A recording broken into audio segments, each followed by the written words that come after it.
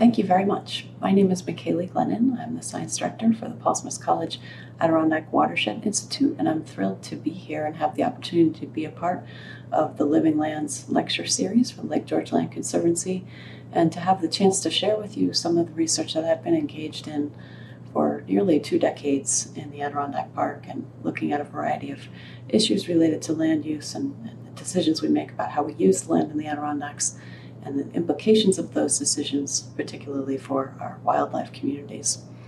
I need to acknowledge my co-author and very much partner in crime on nearly all of the research that I'll share with you, and that's Heidi Kretzer.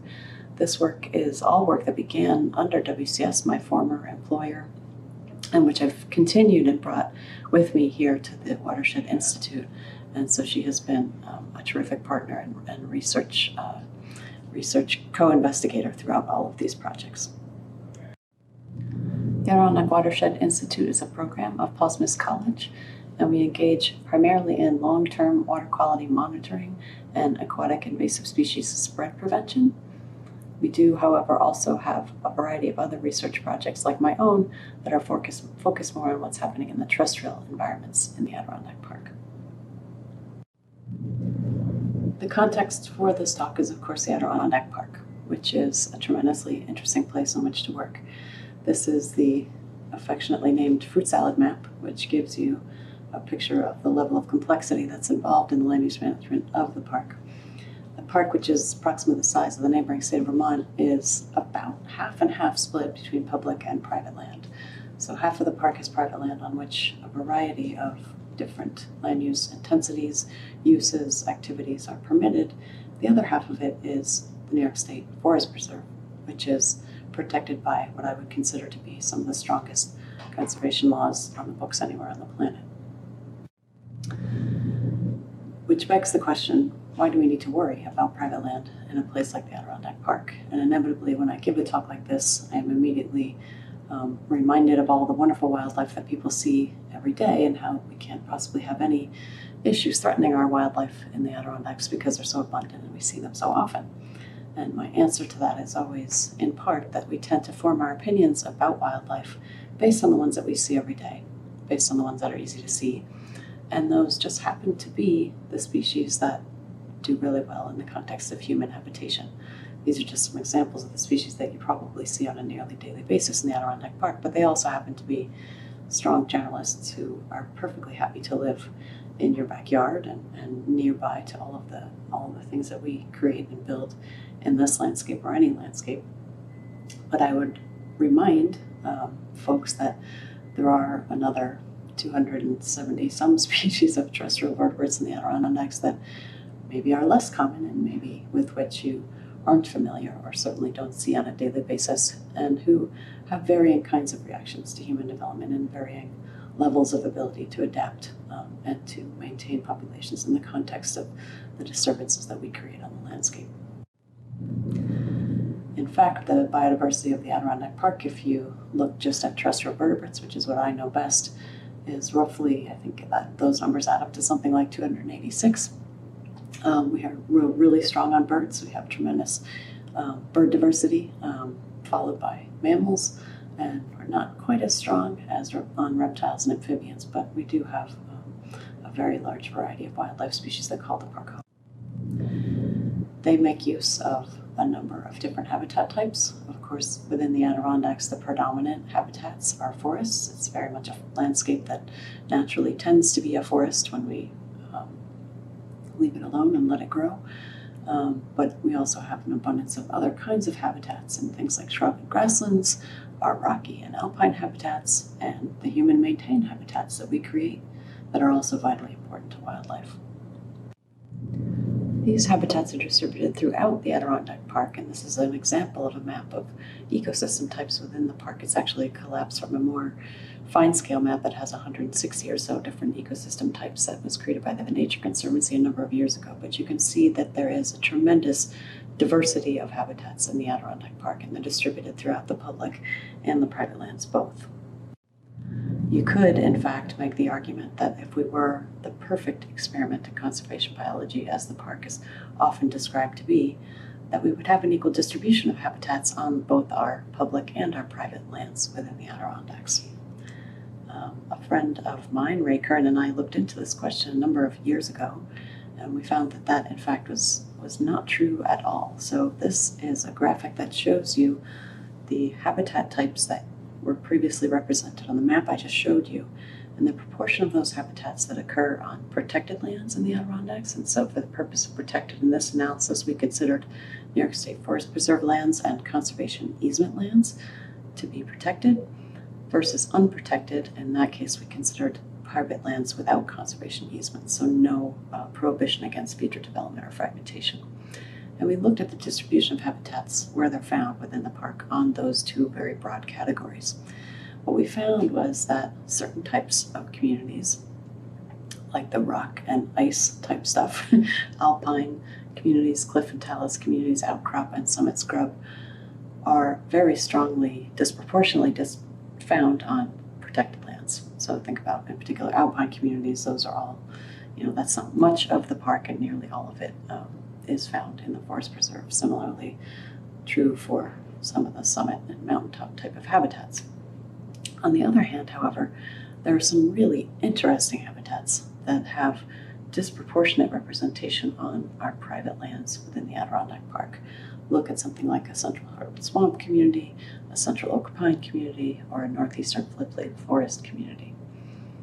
What this tells us is that we don't have an equal distribution of habitats in the Adirondack Park, and we do, in fact, need to think about what occurs on private lands with regard to their importance for the plants and animals that use those habitat types. The black dots that are distributed on top of the graph in each of these bars are the proportion of those terrestrial vertebrate species that would use each of these habitat types. So again, to take the example of northeastern floodplain forest, that is a habitat type that is more than half located on unprotected private lands in the Adirondacks. It is at the same time potentially used by nearly 90% of our terrestrial vertebrates. And that, I should mention, is true not just here in the Adirondacks, but throughout all of the Northeast. Floodplain forest is an imperiled habitat, but one that is tremendously important for wildlife. So that is part of the reason why we do, in fact, need to consider what happens on private lands, even in a place like the Adirondack Park, which has tremendous protections. So I have focused research over the past several years on one particular aspect of the way in which we use private land in the Adirondacks, and that's residential development. And we focus specifically on a particular kind of residential development that we call ex-urban development. So this is not, building a new house within the hamlet. This is what is sometimes referred to as rural sprawl. It is low-density development that is characterized by a couple of different things, one of which is large lot sizes, and another of which is locations sort of outside of the main service boundaries of towns. And it turns out that this has important impacts and implications for wildlife and biodiversity. I'll just give you a couple of visual examples of this. These are two places that we have worked right in the Adirondacks. This is up in Wilmington, probably former logging company lands, a common transition from former resource management to subdivision, and here's a subdivision that went in, probably took advantage of one of the existing logging roads that was in there, and really tends to perforate the formerly pretty intact forested area there. This is another one from Lake Placid. This is a post-agricultural system. It's younger forest for sure, but since development has really been quite significantly fragmented, and it doesn't show up very easily on Google Earth imagery, but these are, in some cases, driveways that are 500 feet long. And so these are some of the characteristics of ex-urban development, is that it's sort of spreading into formerly intact regions. These are not developments, right in town. Why is ex-urban development something that we should be concerned about in the Adirondack Park, or anywhere really? It is one of the key causes of loss of land and habitat and forces of fragmentation, not just here, but sort of on a global scale. It causes a very large and disproportionate amount of land use change in comparison to sort of more compact urban or suburban development patterns. And it's growing rapidly. It really hasn't slowed down here or in other parts of the world.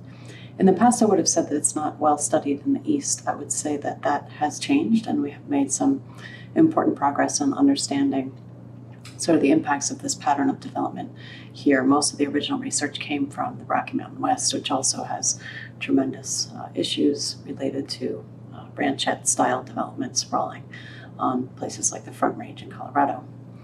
And of course, this has important implications for wildlife species. In 2006, Heidi and I put together what was really sort of a baseline literature review as a starting point for understanding what we could say about residential development in the Adirondacks in this particular style and how it might impact wildlife. In order to do that, and in part in response to some concern over some very high-profile proposed subdivisions in the Adirondack Park, we began to sort of build a body of research, and that's what I want to share with you in our efforts to try to figure out answers to some important questions that were being asked as a result of proposed developments, and how science and understanding this process and how it impacts our wildlife communities could help us to address these issues.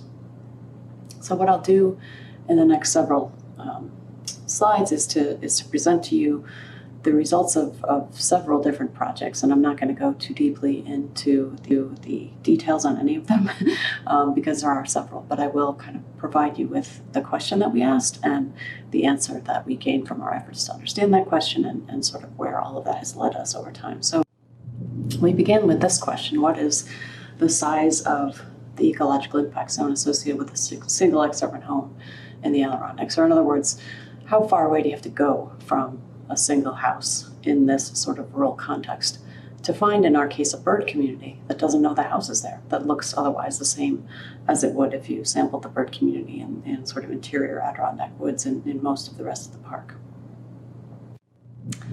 So we found approximately 30 very kind and willing landowners who enabled us to spend time on their property and look at bird communities, and we used a fairly simple approach of using a point count methodology, which is a way to record bird species present in a particular place based on just the songs that you hear.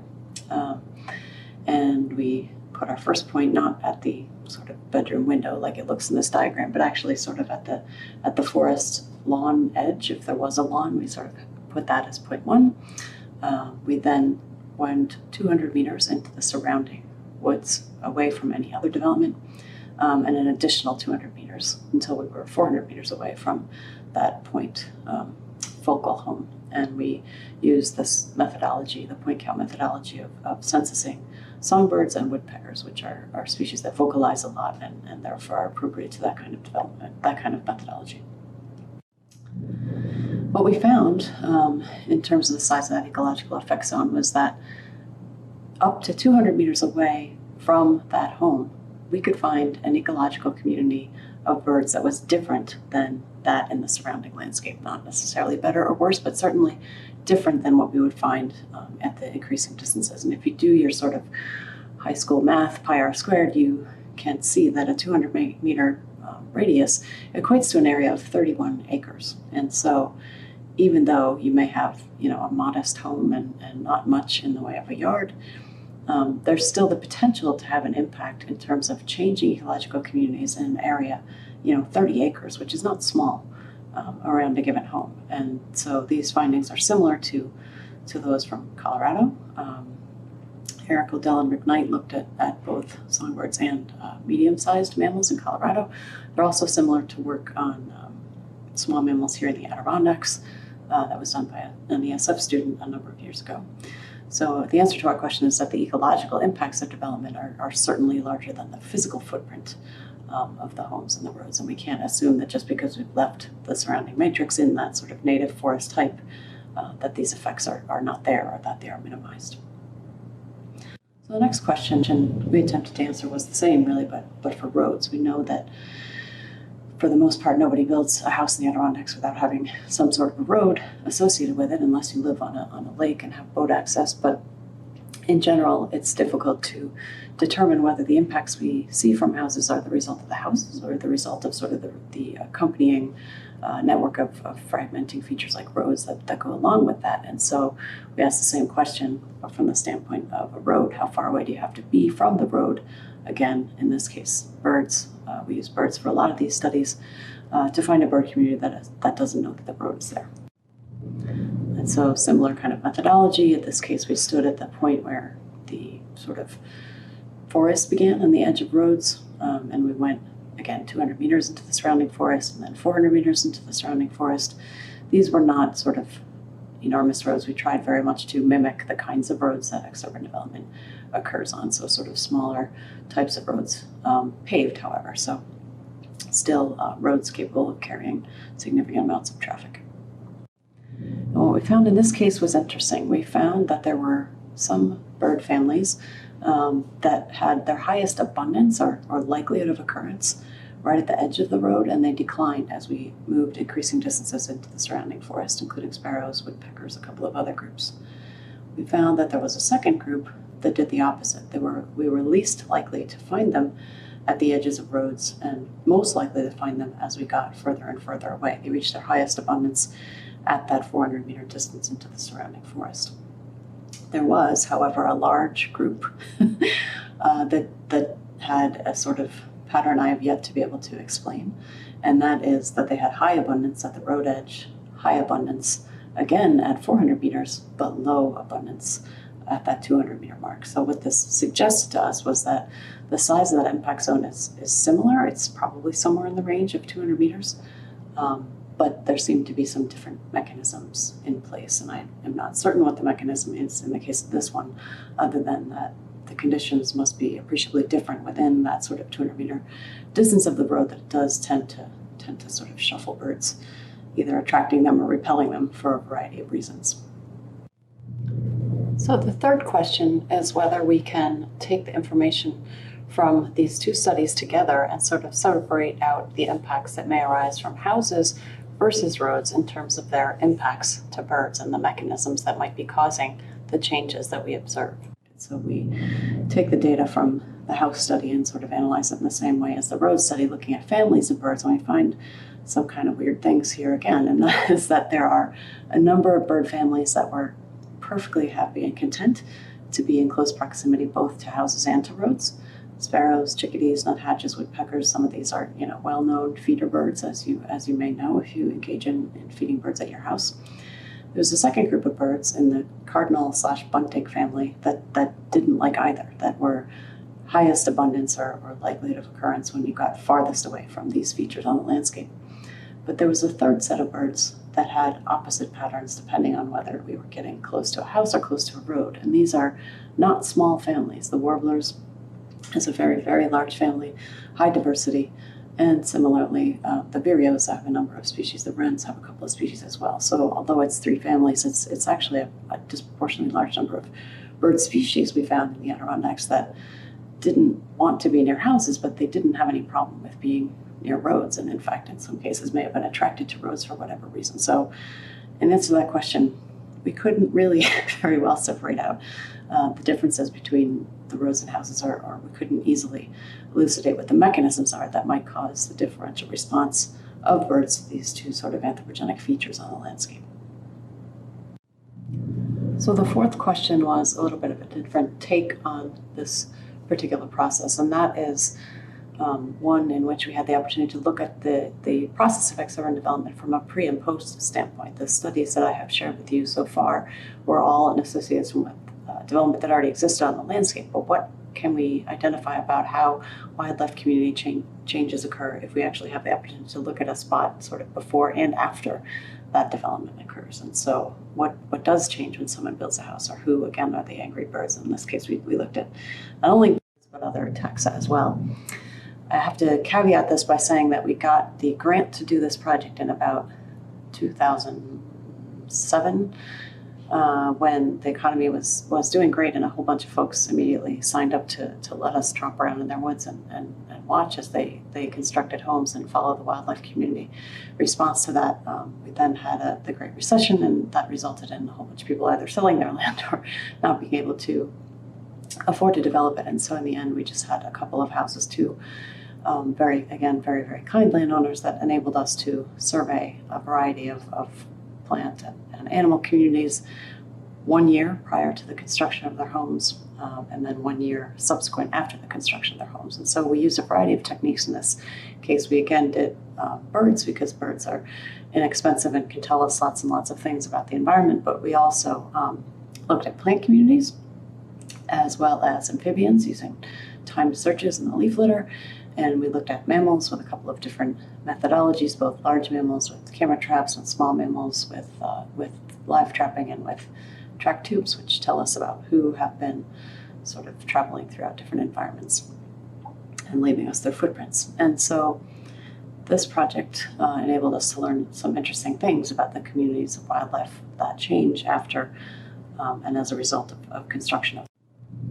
What we found was that there were some characteristics that tended to be associated with the species that either did well or did poorly in the context of residential development. And so the species that sort of had a better chance of either colonizing, appearing on site, and or persisting or increasing in abundance after the house was built tended to be species that nested in a cavity or some kind of protected space. So a cavity nesting bird, or a flying squirrel that uses a cavity in a tree, the chipmunk that has a extensive burrow system underneath my garden, for example, tended to do well, in contrast to species that nested on the ground in sort of unprotected open spaces, like an open cup forest ground nesting bird, like an ovenbird.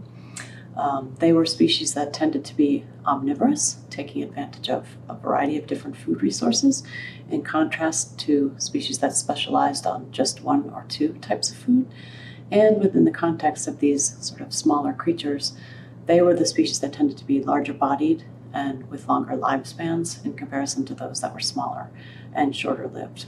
We couldn't say quite as much about the amphibian communities because we were sort of limited by the time of the year of the study and ended up with the vast majority of our detections were just of one species. But within the sort of bird communities in particular, we could, as a result of this project, say that the birds that were tended to do poorly or were particularly vulnerable in the context of development, the angry birds, were species that were particularly likely to be sort of in the neotropical migrant category. These are birds that come to the Adirondacks and breed in the summertime, but make very large movements and spend the winter elsewhere. So they already have kind of a condensed breeding opportunity during the summertime. They arrive here in spring and have just a couple of months in which to create any sort of offspring that will sustain the population over time, in contrast to resident species that are here year-round and can sort of perhaps have a greater command of the local resources. So species that were neotropical migrants, area-sensitive species, and again, some of these species that were more specialized, both in terms of sort of where they nested and the kinds of foods that they took advantage of, tended to have a harder time in the context of development than other species.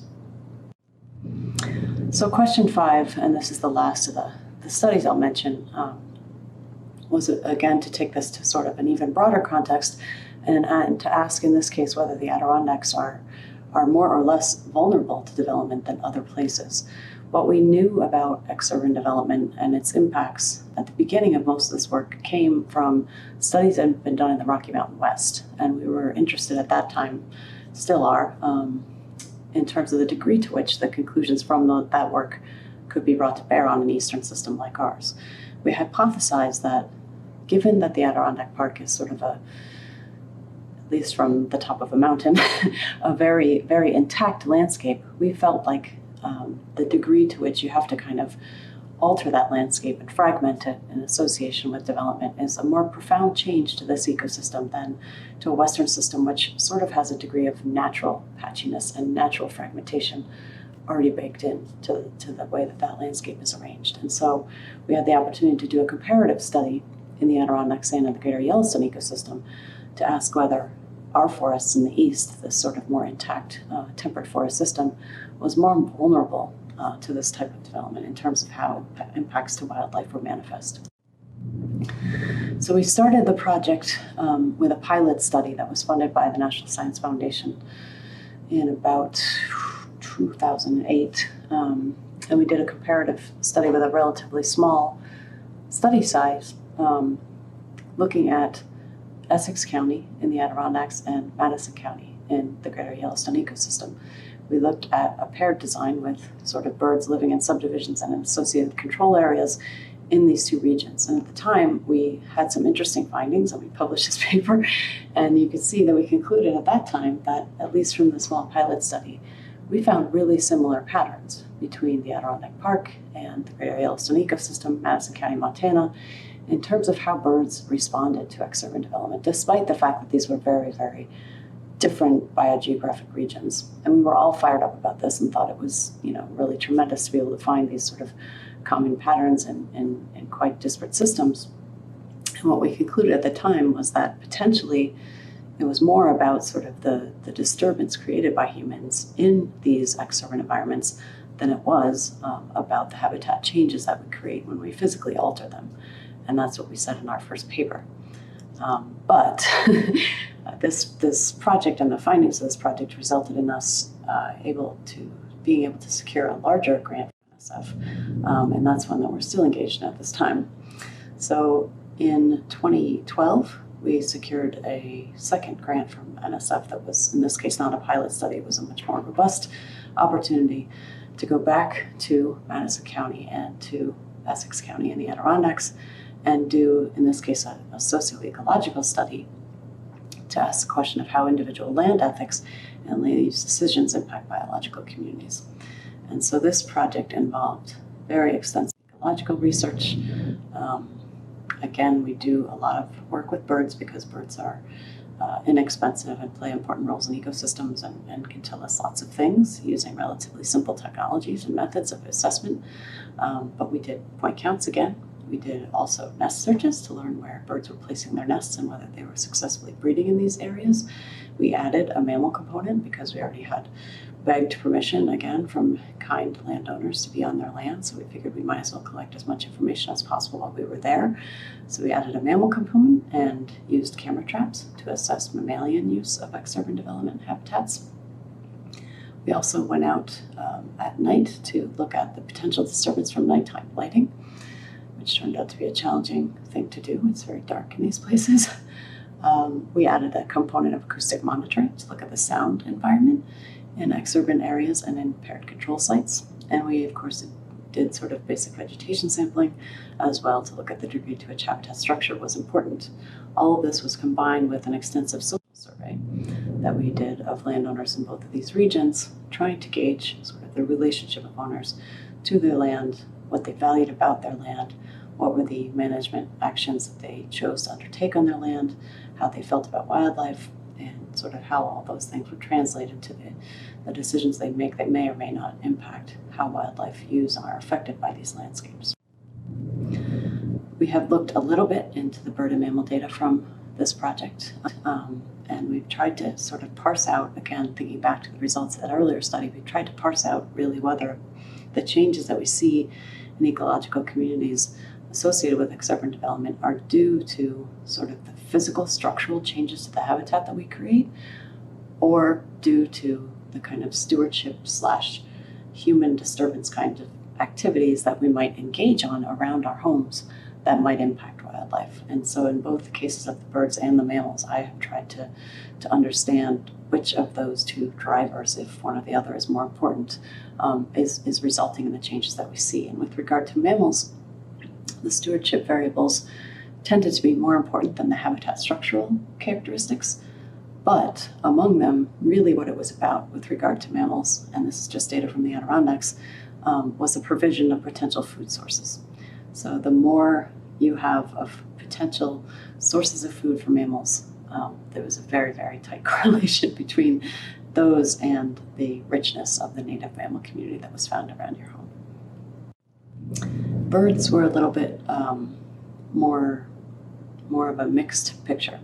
In this case, we found that those habitat variables, basic vegetation kind of characteristics that we measure in every study, tended to be more important to explaining the distribution and use of birds in these habitats than were some of those stewardship and or disturbance factors. We really didn't find a tremendous response of birds to things like presence of pets, reported nighttime lighting, noise disturbances, and things like that. It seemed that what was more important to birds was really sort of the basic characteristics of the habitat structure.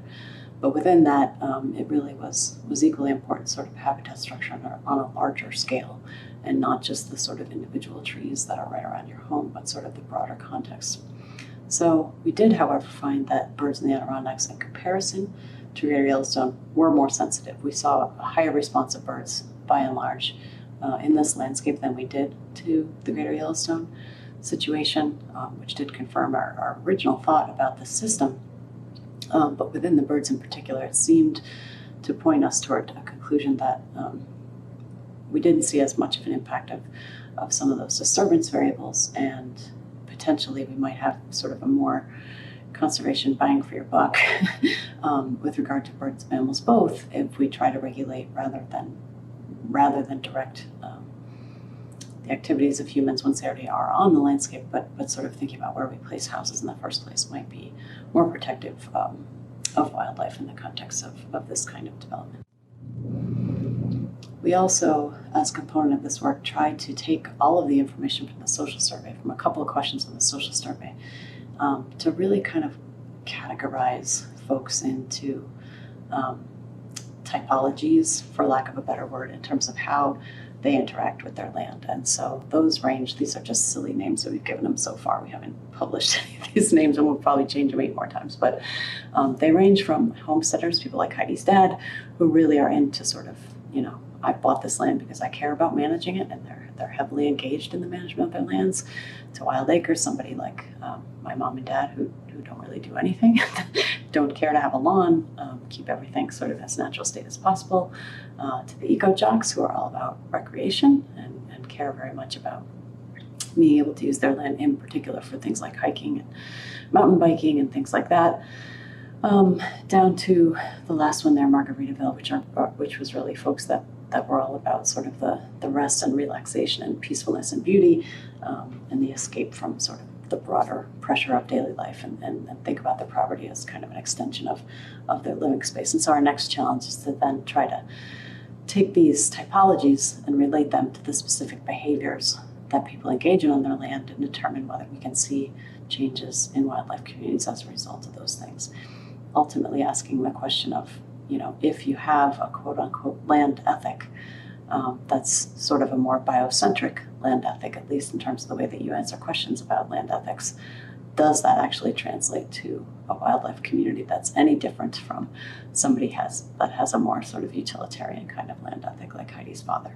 So this is where the future direction of the analysis of these data is going, but as mentioned, I'll be engaged in this work for a long time. So all of that is sort of where we've been on the ground with regard to urban development, and how this research has developed over time, and some of the questions and answers that we've been able to ascertain as a result of it. I want to transition now to just telling you a little bit about, kind of what we've done as a result of what we've learned, and how we can sort of operationalize that knowledge to try to affect change with regard to how urban development gets managed and occurs in the landscape.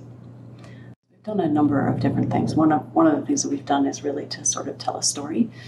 And when we look across the results of not only our research, but also the research of numerous other folks that have been looking at issues like urbanization and fragmentation and rural sprawl and exurban development in many, many parts of the globe, we tend to see sort of the same pattern over and over again. And if anything, the overarching sort of pattern that we see is the replacement of certain kinds of species with other kinds of species. And so for us in the Adirondacks, that is the replacement of sensitive species with sort of generalist or more commensal species that are adapted to humans. It is the replacement of insectivores with omnivores.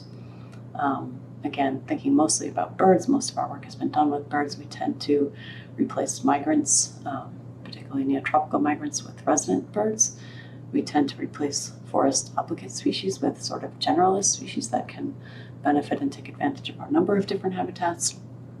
And ultimately, we tend to replace kind of the rare species with common species. And that's the reason why this is really something that is problematic and something we need to pay attention to. The species on sort of the left side of each of those phrases there are species that tend to be things that we just have fewer of them to begin with, species that take advantage of particular resources and are specialized to those resources in particular ways, versus species that are common, that can use lots of different habitats, that can use lots of different food resources, and can exploit human habitats very well. And so your $5 word to kind of explain this phenomenon is called biotic homogenization. And I like to use an analogy from the work of James Howard Kunstler, who talks about sort of the geography of nowhere. He talks about the fact that you can go lots of different places in this country and sort of replace the backdrop of whatever it is you're looking at, but still have the same sort of set of, the big box stores, the same Lowe's and Home Depot and Barnes and Noble and all the sort of repeatable stuff that we see in sort of anywhere America, even though the trees and the shrubs and things might be different in the background. This is kind of the same phenomenon in a biological context. It's really sort of the replacement of those things that are regional, iconic, highly, highly locally adapted. For us, that's something like a loon, a Becknell's thrush, a moose, kind of the icons of the region, with species that, we sort of have in lots and lots of different places, like blue jays, pigeons, raccoons. Not that we don't like blue jays, pigeons, and raccoons, but we have lots of them. They do very well in lots of habitats, and we don't need necessarily to travel to the Adirondacks to see them. In addition to ecological and social research that we've been engaged in for a number of years on this topic, we have also tried to take the information and use it in a number of ways to benefit conservation. And I'll just give a couple of quick examples, and I want to acknowledge that I very deliberately arranged the examples on this slide from the top left-hand corner, which is in my opinion sort of highest on both effectiveness and fun and enjoyment from the standpoint of being the scientific researcher trying to make use of your science, down to the lower right, which is, I think, potentially the most miserable way to engage with science via providing expert testimony. But beginning with working with private landowners, we, as mentioned, have worked with private landowners on the large-scale comparative Adirondack Yellowstone study, and we generated an enormous amount of data as a result of that work. But that's not the only project in which we have used these kinds of examples. We have also worked with private landowners in other regions to gauge their interest and willingness to do things that benefit things like ecological connectivity. So simple actions like providing landowners with trail cameras and giving them a chance to see what's on their land tends to be, in my opinion, a really useful way to engage them in the conversation and get them excited about the sorts of things that we hope that they will care about and provide support for, like some of the methods of protecting wildlife in the context of development. We've also done a lot to provide technical assistance, primarily in the realm of creating documents that take a lot of the science and translate it into more usable, easily translated information that can be operationalized by individual landowners, by planning boards, by advocacy organizations. And we have produced several of these documents and tried to make them as widely available as we can, and sort of as visually attractive as we can, again, to get people to care and not force them to have to read the scientific publications. We've also collaborated as much as possible and on the broadest scales that we possibly can, recognizing that the issue of residential development and the associated impacts that come along with it are by no means unique to the Adirondack Park, and certainly our findings are translatable and appropriate to the Northern Forest region. And so we have worked with several groups to try to make sure that we have common messaging amongst all of the information that we put out there, to try to share resources as much as possible so that we can have a message that has a broader scale impact than just the work we're doing here in the Adirondacks. We've also tried to influence both the regulatory and the legislative process at the Adirondack Park Agency. We worked with Adirondack Park Agency staff on what has since become the revised application for a large subdivision process. We provided some of the tools that can give background information to both potential developers, but also to people that are interested in providing public comment on some of the proposed developments that come before the agency. All of this is really aimed at trying to streamline the large subdivision application process. These tend to be some of the applications and projects that get highly controversial and get a lot of attention, meant to streamline that process and also meant to make it more transparent and available for everyone to sort of weigh in on and benefit from information from other folks in addition to the park agency staff.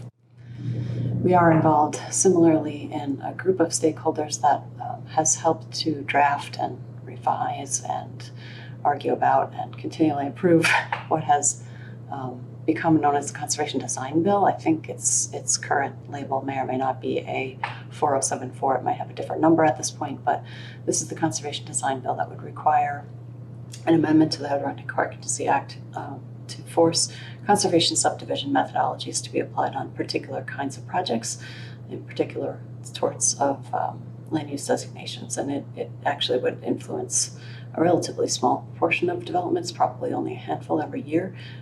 It's restricted to two different land use designations and projects that are quite large, but again, meant to be targeted at some of those very big proposals that tend to get a lot of public attention and a lot of contentious argument and become sort of dividing lines within the park communities. And last, and again, intentionally on the bottom of the list, we have also provided expert testimony. This was one of the biggest and most controversial proposed developments to ever come before the Adirondack Park Agency. It was called the Adirondack Club and Resort Development in Tupper Lake, an enormous parcel of land on which there was a proposed 700 or 800 structures.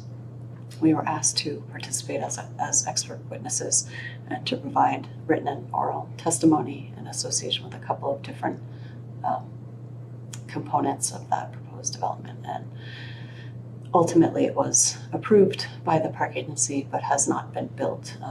And I'll just say that as a way of sort of getting the science into the discussion, I would say that this is probably certainly the least enjoyable, if not the least preferable way to engage the science and get it to be a part of the process. I think when things get to the state of having to go to an adjudicatory hearing, we've really sort of reached the bottom of the barrel in terms of effectiveness of land use planning. So everything that I've talked about to this point relates to private land issues, and in particular to residential development on private land. And before I transition to talking about public lands and a different set of issues and research that we've been engaged in on public lands in the Adirondacks, I want to just end with this thought, and that is that this is research, outreach, education efforts that have engaged a very significant portion of my career. We've been doing the research for a long time. It is a long fight, and it's months and years of investment, and it's really sort of attempting to change the way that we do something on the landscape that we've been doing the same way for possibly 60 years. And so it's not an insignificant fight, but I think that it is important because in contrast to some of the other kinds of impacts that we have on this and other landscapes, once we put houses and roads and infrastructure on the land, they tend to be there forever. This is not the same as temporary impacts of forest management. We tend to make decisions that will have very, very long lasting consequences. And so in my opinion, it is absolutely worth it to spend the time to try to understand very carefully what the implications of these decisions are, not just for wildlife, but for a whole host of other concerns we might have, and to try to do this right sort of in the first place. And so I want to just mention again that I think that the work of land trusts like yours is absolutely critical in helping us to decide what kind of landscape we want to have and how we can safeguard the most important parts of it in the most intact sort of form that we possibly can. So I want to transition now to talk about sort of that other part of the fabric of the Adirondacks, and that is our lands that are in the New York State Forest Preserve. And in this case, the context that I've been sort of looking at and thinking about and doing some research on in the past couple of years is that, of course, of recreation.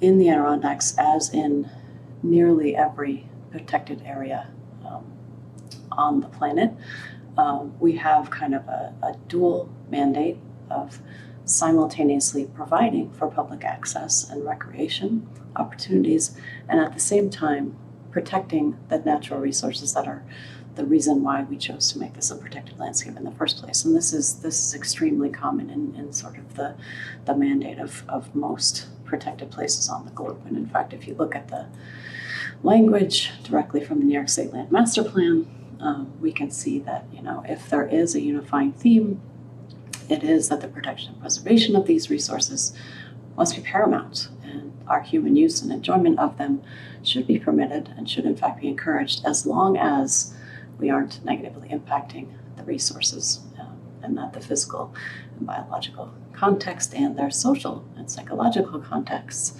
are not degraded. So right there in the State Land Master Plan, we tend to make the assumption that doing these two things at the same time, providing for access and protecting biodiversity, protecting natural resources, is possible and is compatible, and that we are succeeding in doing that. But it turns out that is not necessarily the case. And so this is another avenue of research in which I have been engaged in the past couple of years. I don't have nearly as much to share with you from this, but I do want to talk about it just for a couple of minutes. So this is a screenshot from an article that was in the New York Times a number of years ago that talked about this issue of the fact that we tend to think of the recreation as being relatively benign, but in fact there is an increasing abundance of scientific literature that suggests that in fact it is not at all benign, and there are a bunch of potential impacts,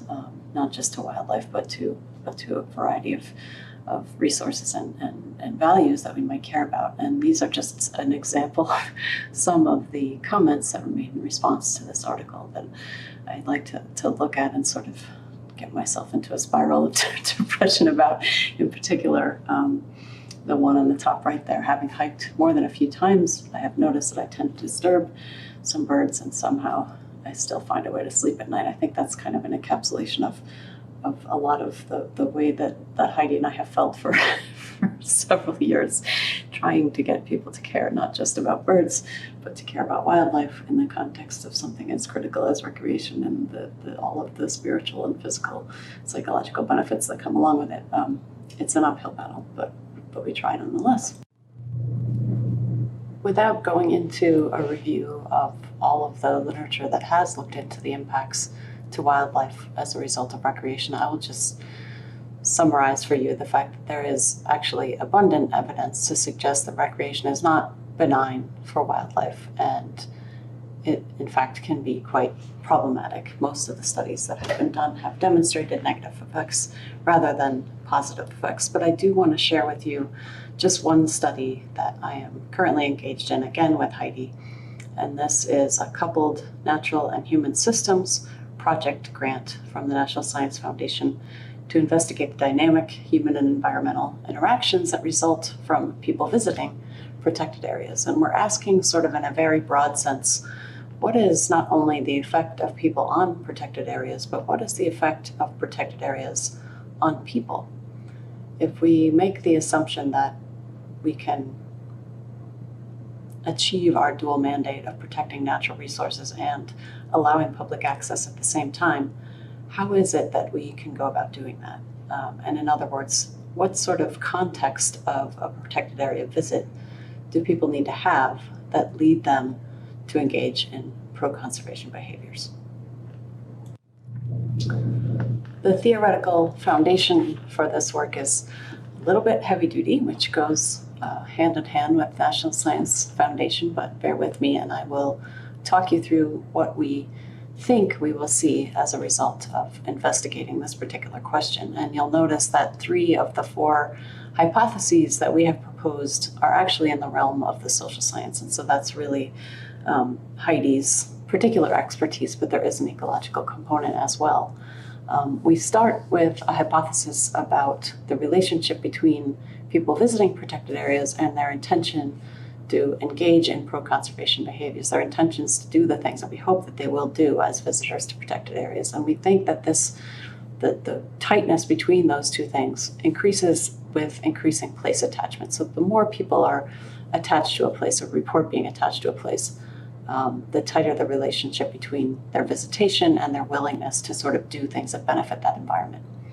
Secondarily, we think that the ecological literacy of visitors will be greater when they engage in activities that involve active learning about the place that they're visiting. And so this is where we bring in a participatory aspect of our scientific experimental design. The third hypothesis is, again, that the sort of relationship between the ecological quality or integrity of protected areas and the degree to which people are attached to them increases when people have higher ecological literacy. So a lot of those first three have to do with sort of the degree to which people are informed and understand the environments that they visit, and the degree to which they are engaged actively in learning about them in participatory ways, and therefore they develop place attachment and sort of literacy with regard to the ecological conditions in those places. The fourth hypothesis is strictly in the realm of ecology, and this has to do with what we think we will see as a result of patterns of protected area visitation. And this is that, again, the ecological integrity or sort of the health of the system will tend to decline as we increase the spatial extent, intensity, and sort of duration of people being in these places. So this was a grant that was intended to launch in 2020. And of course, then we had the COVID pandemic that really kind of set us back a little bit and forced us to rejigger some of our methodology, but we did manage to still pull it off. And so last summer was our first summer of data collection, and this summer is our second and final summer of data collection. And we have a terrific crew that's working at 33 trailheads in the northern part of the Adirondacks, and engaging in the social research part of this, asking folks to participate in sort of this survey whereby we either put them into one of three treatments with the idea that the more and the longer we engage them, the more deeply we engage them in sort of this education and learning and even participatory methodology, the more we expect that they will sort of at least report back in a subsequent survey that they care about and will engage in sort of conservation behaviors. We intercepted a total of 1,600 some hikers last summer, and we had 629 of them that sort of went through this entire process. So they took the survey at the trailhead, they did one of these three treatments, and they subsequently completed the post-hike survey, which we sent to them about 2 weeks later via email. The ecological research part of this, which also continues this summer, is aimed again at bird and mammal communities, and we're looking at the use of areas around these trails by bird and mammal communities, and whether we see changes or differences in the structure of these communities, these ecological communities, that relate to sort of the level of use on a trail. So we have some trails that are very, very high use. We have some other trails that we believe are relatively low use, and we want to look at the difference in between the bird and mammal communities associated with those places. And to do this, we are using passive methodologies like automated recording units that are just set to record at 5 a.m. for the birds, and trail cameras that record mammal use of these same habitats. So I can just share with you a teeny tiny bit of the findings that have come out of this so far, and this relates to one particular segment. We haven't looked at all the data by any means, but we did, because it was COVID and because we didn't want to waste a good pandemic, we did ask one question, a couple of questions actually, but one question we asked was, had the COVID-19 pandemic not occurred, would you still be here in the Adirondacks hiking today? And we had 22% of people that answered the survey who said no, they wouldn't. So if we look just specifically at those COVID hikers, those viral visitors, these are the results that I can share so far. Again, just pulling out the COVID hikers, they specifically were more reliant on internet-based resources as sources of information about their hike, and in particular on all trails, which was a very important finding for us and wasn't even on our initial list of places you would get information, but it has important consequences for what you can and can't get out of a resource like that and the kinds of information that people are absorbing. They also were less knowledgeable about wildlife in the Adirondacks when we compared them to the non-COVID hikers. They did more poorly on our silly little wildlife quiz that was a part of our survey. They were less attached to the Adirondacks. They scored lower on questions that had to do with place attachment than did the broader set of hikers, and they were less likely to engage in pro-conservation behaviors. So again, this is a very, very small segment of the overall data set that we have collected and are collecting, but it did show some support for our initial hypothesis that individuals with more knowledge and more place attachment are more likely to engage in pro-conservation behaviors about a place than those that have sort of less ecological literacy and lower attachment to those places. So education is truly important, and engagement is important, and it appears that sort of the more intense engagement we have, all the way up to participatory engagement like citizen science, can benefit and increase the degree to which people then report that they will engage in conservation types of activities. So I've shared with you information about the impacts of wildlife from land use decisions that we make on public and private lands in the Adirondack Park, and in particular, land use related to residential development on private lands and recreational infrastructure and use on our public lands in the park. I've got two birds here that sort of serve as ambassadors for both of those. The bobolink, which we would probably not have in the Adirondacks were it not for managed private lands. It's reliant on agricultural settings and tied to grassland habitats. And the big-nosed thrush, which on the other hand breeds above 2,800 feet and who is probably confined almost entirely to our public lands in the park. And so these are just here to remind us that it is the public and the private together that make up the fabric of this landscape, and its biological significance comes very much from the combination of the two. If we zoom out and look at the park from the 30,000-foot view or the satellite orbiting the Earth view, we don't see the differences between our public and private lands, and the decisions that we make on those landscapes are much less evident at this scale. We just see this beautiful blanket of green, and we are incredibly fortunate to have that intactness that is still very much a characteristic of the Adirondack landscape, and made more evident when we look at it in the context of the larger North American eastern system. I think the issues that I have talked about are critically important, and we need to continue to work on them in all areas of the park, but I think that they probably pale in comparison to a significant global challenge like climate change. Fortunately, we are in a situation where we do have a landscape that is intact and has some characteristics that already put us at a strong point with regard to facing a challenge like climate change. We have incredible local connectivity, we have resilience, we have habitat diversity, we have diversity of wildlife, diversity of plant life, all of which will help us to mitigate an issue like climate change. But I think that the conservation of this landscape relies on the decisions that we make throughout it to maintain that intactness on small scales and on large scales. And the work of groups like the Lake George Land Conservancy in helping us to do that is incredibly important, both within the park and maintaining the connections of the park to the larger areas. We know that animals will need to travel and need to reach new habitats in the context of climate change. And that work is particularly important as we face this new era of challenges. It's been great to share my research with you. I will, on the next slide, put my contact information in case anyone would like to reach out about anything that I've shared with you. Hope you have a great summer. Thanks so much.